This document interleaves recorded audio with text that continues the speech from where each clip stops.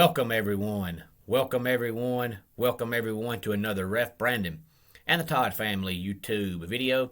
Wherever you are, whatever you may be doing, thank you so much for making Ref Brandon and the Todd Family a part of your day. We always greatly appreciate it.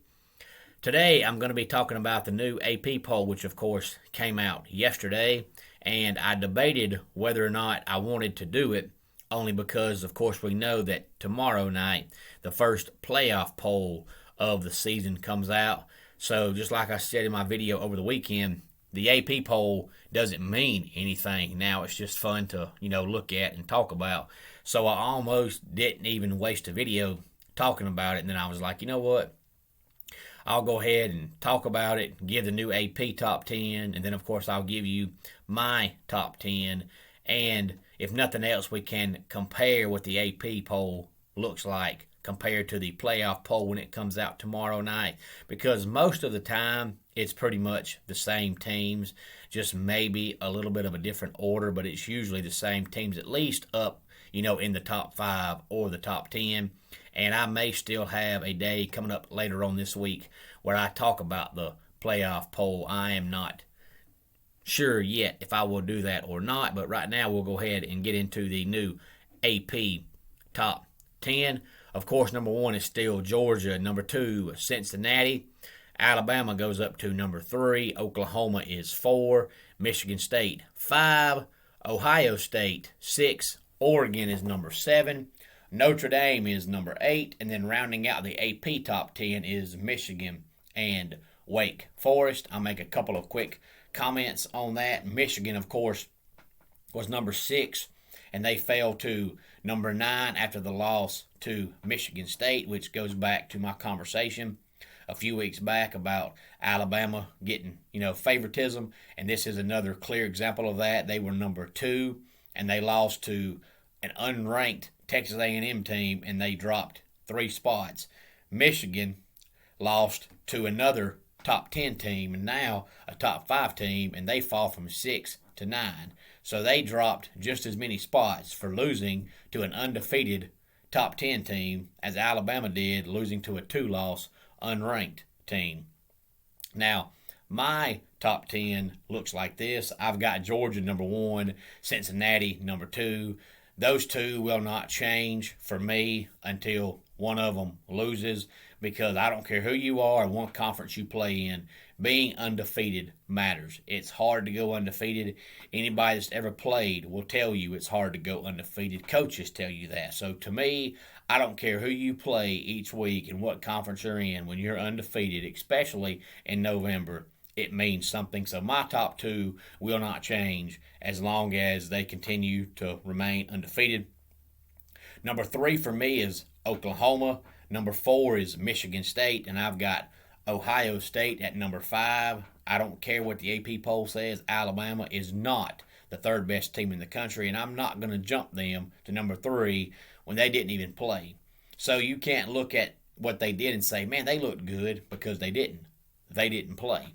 And Oklahoma looked very impressive in their game, and of course, Michigan State beat another top 10 team, and Ohio State won over a ranked team. So I'm not going to put Alabama, who has a loss, over 3 teams that, in my opinion, are better than them, and 2 that are undefeated. So I've got Oklahoma 3, Michigan State 4, Ohio State 5, Alabama at 6, Notre Dame at number 7, Oregon at number 8, Wake Forest at number 9, and Michigan rounds out my top 10. I almost put Oklahoma State at number 10, only because they looked very impressive.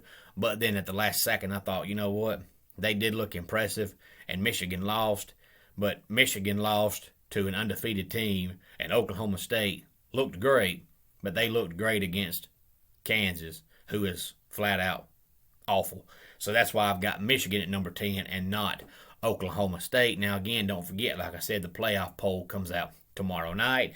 It'll probably more than likely be 8 or 9 of these same exact top 10 as the AP poll. But like I said a while ago, there'll probably be a little bit of a different order. But for the most part, it will be the same teams. And I may get back on here later on this week and talk about it. I am not sure yet. Now, of course, I know a few weeks back I talked about how many undefeated teams there were and how many we would have left as we, headed into November. And now here we are on the 1st of November, and we have, I believe, 6 undefeated teams because we have Georgia, Cincinnati, Oklahoma, Michigan State, Wake Forest, and the Roadrunners of UTSA, which, if you're not sure what that is, that's the University of Texas, San Antonio.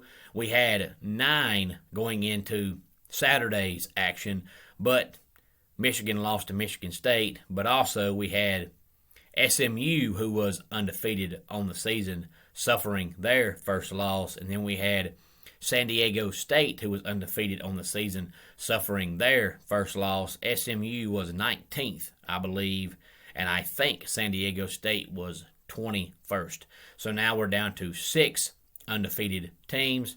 And of course, UTSA, I think, is number 16, I believe, in the AP poll. So I'm excited to see, where they'll be at tomorrow night, if they're even in the top 25 when the playoff poll comes out. I think they'll be in there because they're undefeated, but I don't think they'll be quite as high as the AP poll has them, but we will find out when it comes out tomorrow night. If you have any thoughts on the AP poll, please feel free to let me know. Let's go ahead and get our dad joke of the day in here. I had a handyman around my place to do a few repairs. I came home from work to find he only done jobs 1, 3, 5, and 7 on my list. Turns out he only does odd jobs. And that wraps it up for today's Ref Brandon and the Todd Family YouTube video. Until next time, it's Ref Brandon saying, just like in pro wrestling, life can be over by the count of 3. Tell your friends and family how much you love them. Bye.